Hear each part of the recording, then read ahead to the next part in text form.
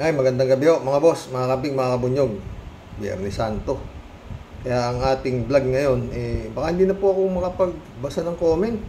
Madali lang ho ito, kasi Biyernes Santo Baka bukas na pulit, no? Nagka-interest lang ako rito. Ang kinalaman ng mga trolls sa pagkamatay ng Panginoong Hesus sa krus. Pakinggan natin.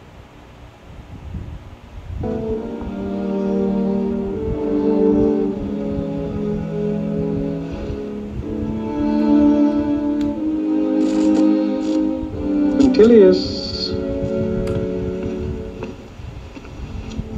isn't there an ancient custom honoring Passover where the procurator can release a prisoner sentenced to death as an act of mercy? Si Pilato po yung nagsasalita, no? Talagang ginawa niya ng remedyo, lahat-lahat, para wag pong mapako sa krus ang Panginoon. Yes, that custom still exists. And we have two prisoners, Barabbas and Jesus. So let the people decide. Butuhan ho to, butuhan. Oo.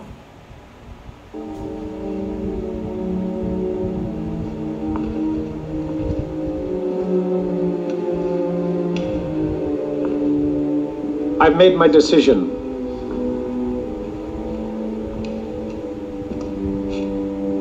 The people will decide. take him away. Yun ang desisyon ni Pilato. The people will decide. Away. Right, take this one away. Get down to the prison now, bring Barabbas.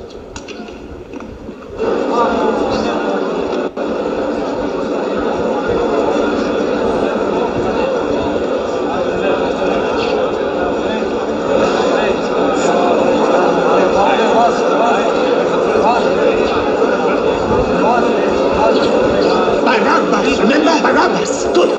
Mahaba po ito balit 3 oras 40 minutos doon ko na ho nilagay doon sa may kinalaman ng mga trolls sa buhay ng Panginoong Hesus. Here, listen to me. Listen, you two, listen. When I give you the cue, you shout for Barabbas. Barabbas is depending on you. Barabbas has fought for you. Don't betray him. Shout for Barabbas.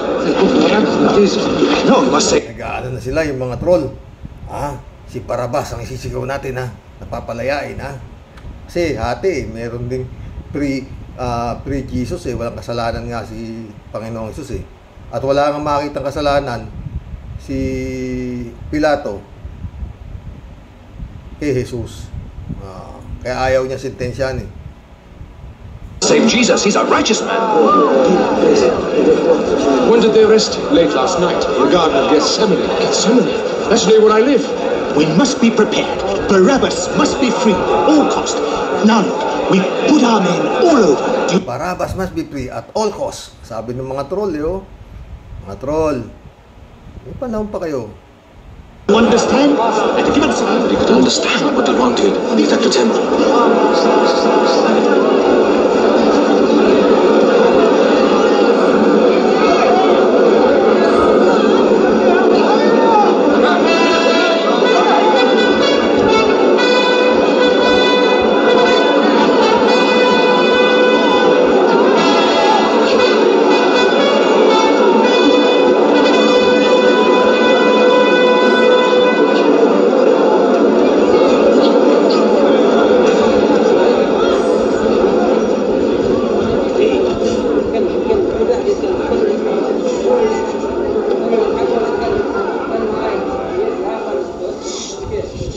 As a sign of his magnanimity and his benevolence, our divine emperor has decided that the custom of releasing what... Si Pilato po yun.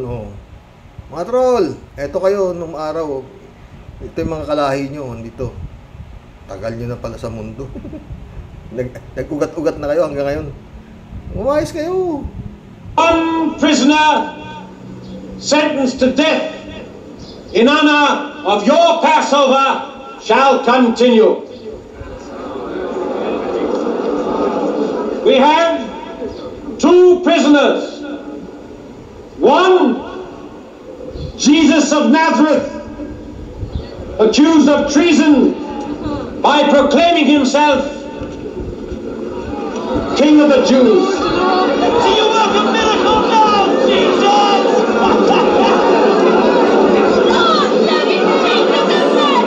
Anyone shouting for that false prophet had better watch out. Look at him, the King of the Jews. What's happened to him? Call yourself a king? Or Barabbas, accused of sedition and murdering a Roman auxiliary. Mamamatay tao si Barabbas eh. May sedition pa si Barabbas eh. Salbay si Barabbas eh, di ba?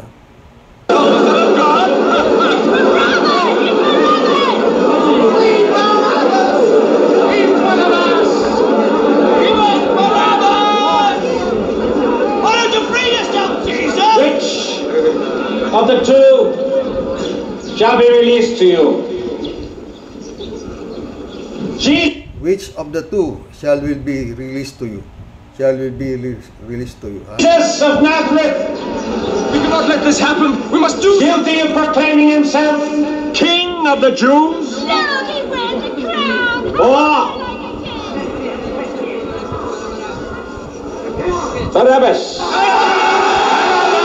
Release Jesus! He is the true prophet!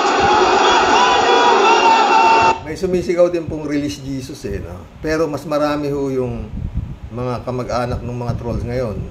Mas malakas ang bunganga eh. Si Barabbas ang napalabas. Jesus is a man sent from God! Free Barabbas! A false prophet! He betrayed us! Kill the Nazarene! Jesus! He's in Jesus! We want Barabbas! Free Barabbas! Barabbas! Free Barabbas! Jesus! Barabbas! Shut up, you slap! Free Barabbas! Free him! Save the Nazarene! He is the true prophet! Release him! Kill Barabbas! We can't let him go. We can't let Barabbas get away. Yes. Soldiers won't like that. Pilate, you're not going to free Barabbas. An assassin and Pilot, sabi nung ano, hindi mo pwede palayain si Barabbas, eh, daming pinatay niyan. Eh, wala eh. Ipit si Pilot eh. enemy of Rome. I wonder, who's the real enemy? Jesus of Nazareth must be saved! What miracles! Jesus of Nazareth shall be saved, sabi naman ng mga ano kay Jesus. No? Eh, mas malakas ang bunganga ng mga trolls eh.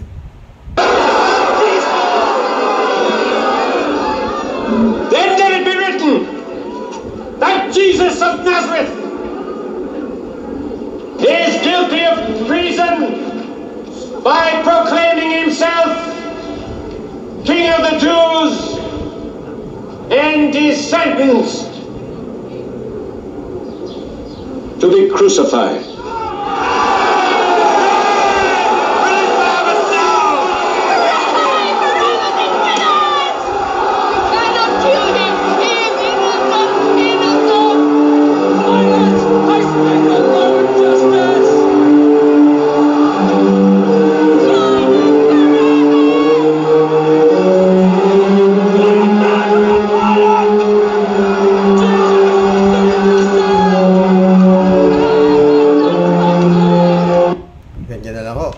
Partisipasyon ng mga troll sa pagkakamatay ng Panginoong Hesus. Alam niyo mga friend, marami pa ho yan sa ngayon dito. Yung mga kumakampi po dyan sa mga mali. Oo.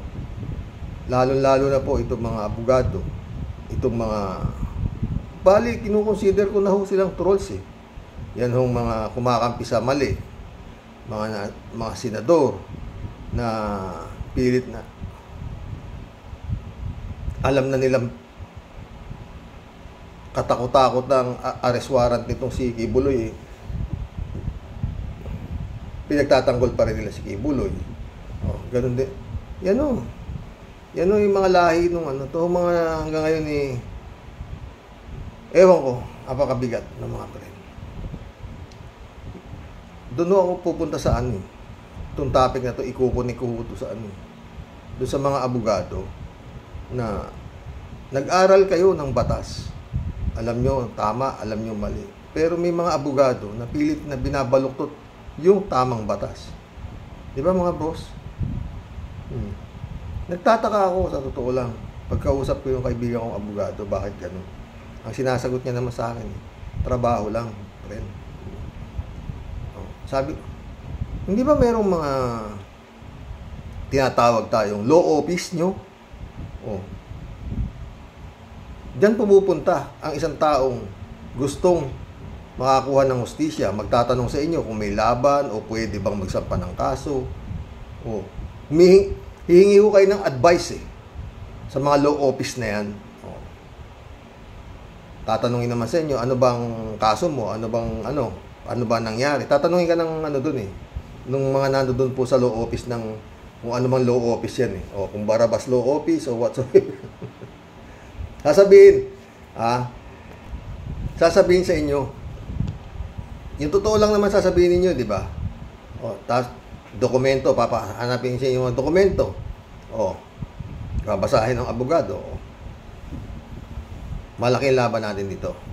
Yun. Pwede itong isampa. Pero pag nakabasa ng abogado ng mukhang malabo, wag na. Sa piskalya pa lang, hindi na yan uusad. Mga ganun po Pero yun nga, kagaya ho ito nangyayari ngayon sa ating gobyerno. Mga wanted maraming abogado. Na kung titignan mo naman, talaga namang maski anong basa mo, hindi tayo nakakaintindi hindi tayo abogado, pero alam mo naman na pera-pera lang. Parang ganyan din, itong mga troll na ito, nagpapako ka. Kaya sinasabi ko, di ba, walang kasalanan si Pilato sa pagkakapako ng Kristo. Kasi, yun nga lahat ginawa na ni Pilato para siya masalba Pero yung troll, masyadong malakas. Kaya pilitan si Pilato. Naipit na si Pilato siya ang yun ang mamimili kung sino palalayain. Ibinigay niya ang desisyon sa mga tao. Nanalo yung troll. Di po ba? Yan ang buhay. Kuminsan, pagka sa ngayon, pag wala kang pera, kaawa-awa ka. Yung may kwarta, isang tambak ang abogado na talagang lahat gagawin ng abogado para ma-delay ang pagkapako mo sa krus. Di ba? Yan Yan si Kibuloy, tignan mo. Pati lahat kanya Maski pulis sa Davao, ayaw siyang aresto din. Di ba? Hindi ewan ko lang pero diyan natin masusubok ang lakas ng Marcos kung mahuhuli si Kibuloy at kung Duterte matatapos niya ang mga kitang-kita nyo naman kung paano gumalaw yung Duterte, di ba? Sabi nila wala nang Davao is drug free. Ng putok, drug free. Ayan. Yan nangyari ngayon. Bukas na po ako mag-shout out. Yan lang ang aking topic, Mga troll. Pera yan May pera kayo, kaya kayo ganyan. Kumakampi kayo sa mali. Pero may Diyos. Kung dito sa lupa, lulusot sa mata ng Diyos, hindi po kayo lulusot. Not unless na hindi kayo naniniwala sa Diyos. Dito sa lupa, kayong mga kriminal kayo, kayong mga mandarambong kayo, kayong mga manloloko kayo, kayong mga dito sa lupa, meron kayong abogado. Pero pagdating po sa kabilang buhay, wala akong abogado dyan. Tanging lumikha lang po sa sangkatauhan ang nakakaalam kung saan kayo dapat ilagay. Magandang gabi po mga boss. God bless. Bukas po, Sabado de Gloria. Ligo ako naligo. May dugo raw po ang tubig. Naniniwala ako dyan. God bless mga boss. Magsha-shout out po tayo ha. Yun yung mga nag-comment. Nabasa ko naman po lahat ng comments nyo. Hindi ko na po muna papasahin. No. Shout out Ladies Anita. Shout out Arnie Aquino. Shout out anak Arlene Tayam. Shout out Elizabeth Iscare.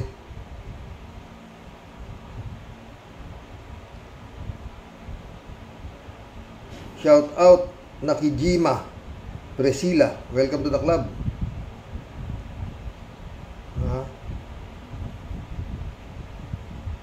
Konti naman pala. George Vargas, shout out ha. Kasi medyo hindi pang mahal na araw itong ating mga comments eh. Oo. Galit eh. Oo. Galit yung mga commentator ko dito eh. David Alvin Mendoza, shout out. Cassandra Daisy, shout out. Felipe Lauan, welcome to the club. Ferdinand San Juan, shout out.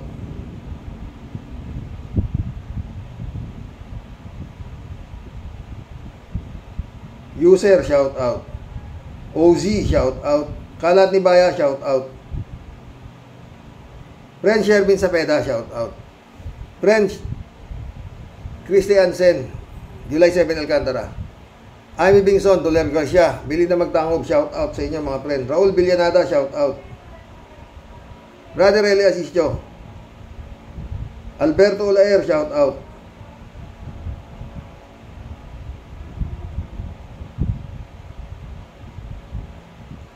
JTech 2, welcome to the club. Ted, shout out Ted. Danny Santos, shout out. Eli, shout out.